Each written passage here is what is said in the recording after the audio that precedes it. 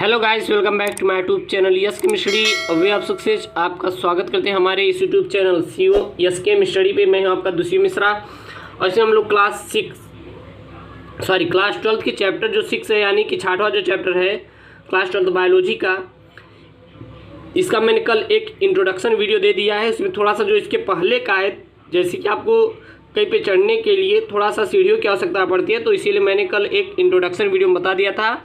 और आज हमारा मेन टॉपिक चलेगा। सभी वीडियो आपको प्लेलिस्ट मिल जाएंगे। अध्याय 1 से 5 तक आपको पूरा कंप्लीट चैप्टर है नोट्स के साथ। अध्याय 5 में कुछ पार्ट को नहीं अपलोड किए, उसको भी अपलोड कर दिया जा रहा है धीरे धीरे साथ ही लेके, क्योंकि आपको सिलेबस जल्द खत्म करने की तैयारी में है। तो वंशागति का आणविक आधार में जो पहला इसमें पॉइंट आता है वो आता है अनुवांशिक पदार्थ। वंशागति का आणविक आधार में जो पहला आता है पॉइंट वो आता है अनुवांशिक पदार्थ हमारा क्या होता है, ठीक ना। अनुवांशिक पदार्थ, बात ये समझिए जैसे कि भोजन। अब आप कहेंगे जैसे कि माता पिता के लक्षण किस में जाते हैं, संतानों में जाते हैं। तो किसके द्वारा जाते हैं, तो कोई ना कोई मैटर है, पदार्थ है, तो उसी के द्वारा जाते हैं ना। तो अनुवांशिक पदार्थ क्या होते हैं, लिख सकते हैं इसमें ऐसे पदार्थ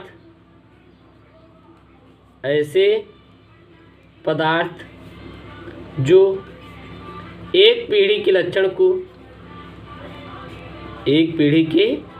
दूसरे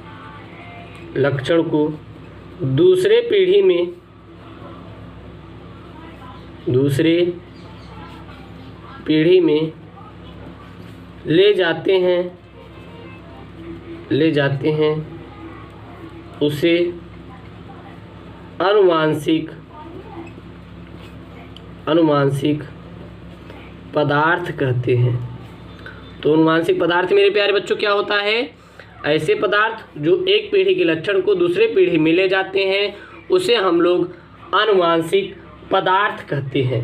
क्या, अनुवांशिक पदार्थ कहते हैं। अब बात करेंगे ये अनुवांशिक पदार्थ होते कहाँ पे हैं। अब आप क्या आएगा दिमाग में ना, तो ये अगर अनुवांशिक पदार्थ होते तो ये अनुवांशिक पदार्थ होते क्या पे हैं, तो ये अनुवांशिक पदार्थ होते हैं, ये गुणसूत्र पर स्थित होते हैं। ठीक ना, यह अनुवांशिक पदार्थ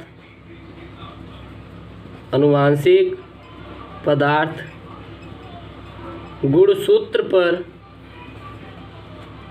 पर क्या होते हैं, तो गुणसूत्र पर हमारे स्थित होते हैं, गुणसूत्र पर स्थित होते हैं। अनुवांशिक पदार्थ क्या होते हैं, गुणसूत्र पर स्थित होते हैं। अब यहाँ पे बात आई है गुणसूत्र। तो जो गुणसूत्र होता है यह हमारी दो चीज़ों से मिलकर बना होता है। गुणसूत्र दो चीज़ों से मिलकर बना हुआ है। गुणसूत्र दो चीज़ों से मिलकर बना है। गुणसूत्र कितने चीज़ों से मिलकर बना होता है, तो दो चीज़ों से। पहला क्या, पहला प्रोटीन और दूसरा हमारा क्या, न्यूक्लिक अम्ल, या फिर इसे डीएनए भी बोला जाता है, वही है। क्योंकि न्यूक्लिक अम्ल दो प्रकार के होते हैं, डीएनए और आरएनए किससे मिलकर बना है, डीएनए से ही। तो एक कह सकते हैं न्यूक्लिक अम्ल एक डीएनए ही होता है। तो हमारे अनुवांशिक पदार्थ किस पे होता है, गुणसूत्र पर स्थित होते हैं, और यही गुणसूत्र दो चीज़ों से मिलकर बना होता है, प्रोटीन और न्यूक्लिक अम्ल, ठीक ना। अब हम लोग थोड़ा यहाँ पे स्ट्रक्चर देखते हैं हमारी गुणसूत्र की। जो गुणसूत्र का स्ट्रक्चर होता है कुछ इस प्रकार से होता है, ऐसे। यह हमारा क्या होता है, यह हमारा गुणसूत्र होते हैं। इसमें जो हमारे डीएनए होते हैं, न्यूक्लिक अम्ल ऐसे होते हैं, ठीक ना, ऐसे। ये हमारे क्या, न्यूक्लिक अम्ल होते हैं। ये गुणसूत्र की क्या है, संरचना है। अगर यहाँ से हम लोग गुणसूत्र निकालें तो इस डीएनए में जो गुणसूत्र है यहाँ पे, अगर हम लोग एक गुणसूत्र को यहाँ से कट कर लें तो कुछ इस प्रकार से हमारा यहाँ पे मिलेगा, ठीक ना, ऐसे। ये आपकी क्या हो गई, संरचना है। एक हम लोग अगर पार्ट निकाल ले तो अगर देखें तो इस डीएनए में जो गुणसूत्र है, इस डीएनए में, ये हमारा क्या डीएनए है, ये हमारा क्या है, ये हमारा डीएनए है, ये हमारा क्या है, डीएनए है, और ये हमारा क्या है, गुणसूत्र है। तो इस डीएनए में जो गुणसूत्र होता है वो गुणसूत्र 4 प्रकार के प्रोटीन से मिलकर बना होता है। बात समझिएगा, कोई गुणसूत्र 2 चीज़ों से मिलकर बने होते हैं, प्रोटीन और न्यूक्लिक अम्ल। तो ये तो मान लो डीएनए हो गया, ये डीएनए है, और डीएनए के अंदर क्या होते हैं हमारे, इसमें जो प्रोटीन उपस्थित, यहाँ पे प्रोटीन पाए जाते हैं। यहाँ पे जो ये गुणसूत्र होते हैं 4 प्रकार के प्रोटीन से मिलकर बने होते हैं। कितने प्रकार के प्रोटीन से, 4 प्रकार के। कुछ इस प्रकार से जालक से जुड़े रहते हैं ना, ऐसे 4 प्रकार के प्रोटीन से मिलकर बने होते हैं। कौन कौन से प्रोटीन, H1A, H2B, H3 और हमारा H4।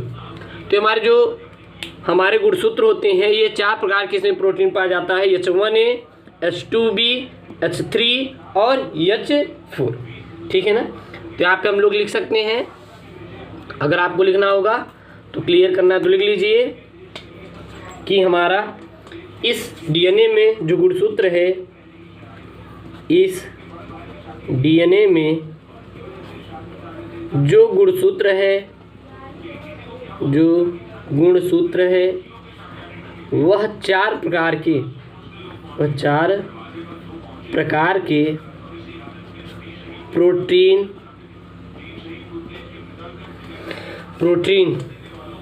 से मिलकर बना होता है। 4 प्रकार के प्रोटीन या फिर जो गुणसूत्र है इसमें 4 प्रकार के प्रोटीन पाए जाते हैं। कौन कौन से, H1A, H2B और H3 और H4। इसमें 4 प्रकार के हमारे प्रोटीन पाए जाते हैं। कौन कौन से प्रोटीन पाए जाते हैं, 4 प्रकार के, H1A, H2B और H3 और H4। ठीक है ना। अगर हम लोग देखें जो पहले के वैज्ञानिक थे, इसमें इतनी विविधता थी कि ये मानते थे कि जो अनुवांशिक पदार्थ होते हैं, जो अनुवांशिक पदार्थ मतलब जो हमारे लक्षण को, यानी माता पिता के लक्षण बच्चों में ले आते थे, इनका कार्य प्रोटीन ही अनुवांशिक पदार्थ होता था। यानी पहले वैज्ञानिक ये मानते थे कि अनुवांशिक पदार्थ का कार्य हमारा क्या करता था, प्रोटीन ही करता था। कौन करता था, प्रोटीन ही करता था। लेकिन फिर ऐसा कुछ नहीं, फिर उसके बाद क्या हुआ कि अनुवांशिक पदार्थ को प्रोटीन न मानकर किसको माना गया, न्यूक्लिक अम्ल। तो यहाँ पे ये लिखना है कि पहले के वैज्ञानिक में इतनी विविधता थी कि अनुवांशिक पदार्थ को प्रोटीन ही नाम दिया गया था। यानी कि अनुवांशिक पदार्थ का कार्य कौन करता है, प्रोटीन करता है। लेकिन फिर इसके बाद क्या हुआ, उन्होंने ये माना कि नहीं, प्रोटीन न होकर अनुवांशिक पदार्थ का कार्य कौन करता है, न्यूक्लिक अम्ल करता है। तो आप लिखेंगे पहले के वैज्ञानिकों में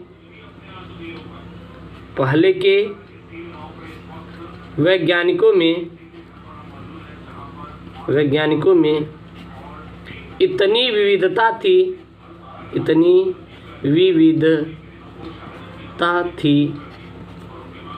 कि पहले के वैज्ञानिकों में इतनी विविधता थी कि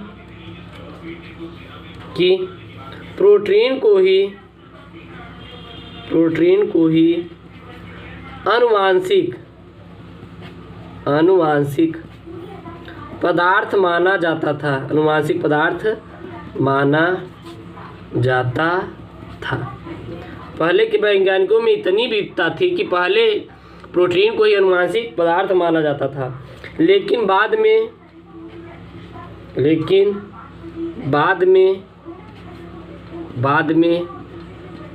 प्रोटीन को न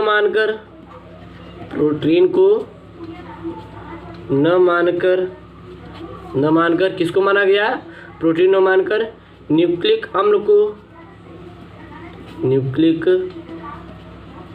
अम्ल को अनुवांशिक पदार्थ माना गया। अनुवांशिक पदार्थ माना गया। ठीक है ना। इतना आप लोग ध्यान देना है कि हमारा क्या है यहाँ पे। तो मैंने यहाँ पे ये बोला कि पहले वैज्ञानिकों में इतनी विविधता थी कि हमारे अनुवांशिक पदार्थ प्रोटीन को ही माना गया था। लेकिन फिर प्रोटीन न होकर किसको माना गया, न्यूक्लिक अम्ल ही होता है। अब यहाँ पे एक न्यूक्लिक अम्ल आया है शब्द, तो हम लोग न्यूक्लिक अम्ल को जानते हैं कि हमारा न्यूक्लिक अम्ल हमारा होता क्या है। तो हम लोग बना लेंगे न्यूक्लिक अम्ल, एक हेडिंग ही बना लेंगे कि हमारा न्यूक्लिक अम्ल हमारा होता क्या है। ठीक है ना, ये हमारा क्या है, न्यूक्लिक अम्ल। न्यूक्लिक अम्ल क्या होता है? तो न्यूक्लिक अम्ल की खोज स्वीडन फीड, न्यूक्लिक अम्ल की खोज जो सर्वप्रथम किए थे वो किए थे स्वीडन के वैज्ञानिक फ्रीडरिच मीसर ने। न्यूक्लिक अम्ल की खोज किसने किया था? तो न्यूक्लिक अम्ल की खोज किए थे हमारे स्वीडन के वैज्ञानिक फ्रीडरिच मीसर ने सन 1869 ईस्वी में किया था। और वो भी कहाँ पे किया था? तो पश कोशिकाओं में किया था। तो आप लिखेंगे न्यूक्लिक अम्ल की खोज,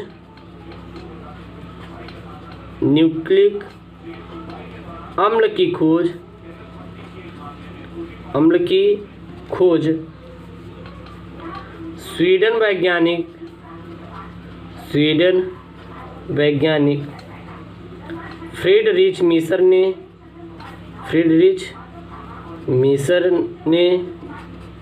सन 1869 ईस्वी में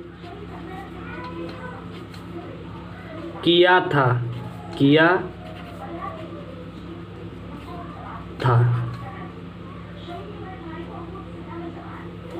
किसमें किया था? तो आप लिख लेना, इन्होंने पश कोशिका में। तो न्यूक्लिक अम्ल की खोज बहुत ही मोस्ट इंपॉर्टेंट है। नीट जैसे एग्जाम में आ जाता है ऑब्जेक्टिव सब्जेक्टिव लेकर कि न्यूक्लिक अम्ल की खोज किसने किया था। तो न्यूक्लिक अम्ल की खोज स्वीडन के वैज्ञानिक फ्रीडरिच मीसर ने सन 1869 ईस्वी में किया था और किसमें? पश कोशिकाओं में की थी। चूँकि यह न्यूक्लिक पदार्थ कोशिकाओं में पाया जाता है,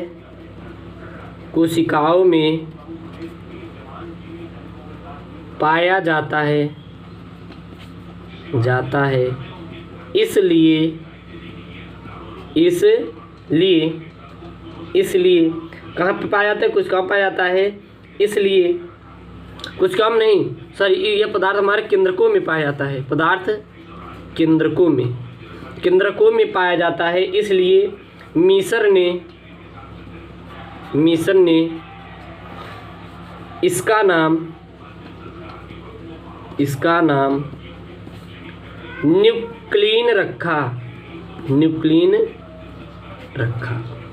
तो इसका नाम न्यूक्लिन क्यों पड़ा? तो फ्रीडरिच मीसर ने इसलिए इसका नाम न्यूक्लिक अम्ल रखा क्योंकि यह कहाँ पाया जाता है? हमारा कोशिकाओं में पाया जाता है, कोशिकाओं के केंद्रकों में पाया जाता है। ठीक ना, तो इसीलिए यह हमारे केंद्रकों में पाए जाने के कारण इसका नाम क्या रखा गया है? न्यूक्लिन रखा गया। फिर हमारे अल्टमान, फिर हमारे आए कौन आए? फिर हमारे अल्टमान आए। तो लिखेंगे फिर अल्टमान ने सन 1899 ईस्वी में इसकी अम्लीय प्रकृति होने के कारण,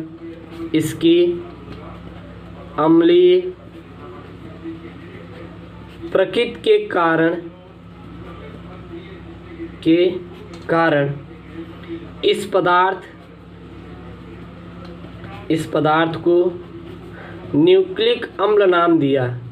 न्यूक्लिक अम्ल नाम रखा।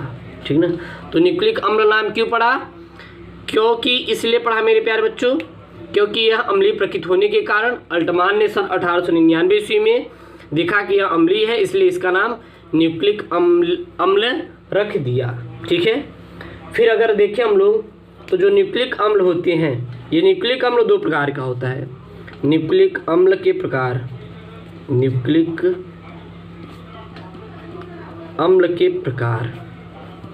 तो न्यूक्लिक अम्ल के प्रकार के देखें तो न्यूक्लिक अम्ल दो प्रकार के पाया जाता है। यह कितने प्रकार का पाया जाता है? दो प्रकार का। पहला पाया जाता है हमारा DNA और दूसरा जो होता है वो होता है हमारा RNA। तो न्यूक्लिक अम्ल कितने प्रकार का? दो प्रकार का, DNA और RNA।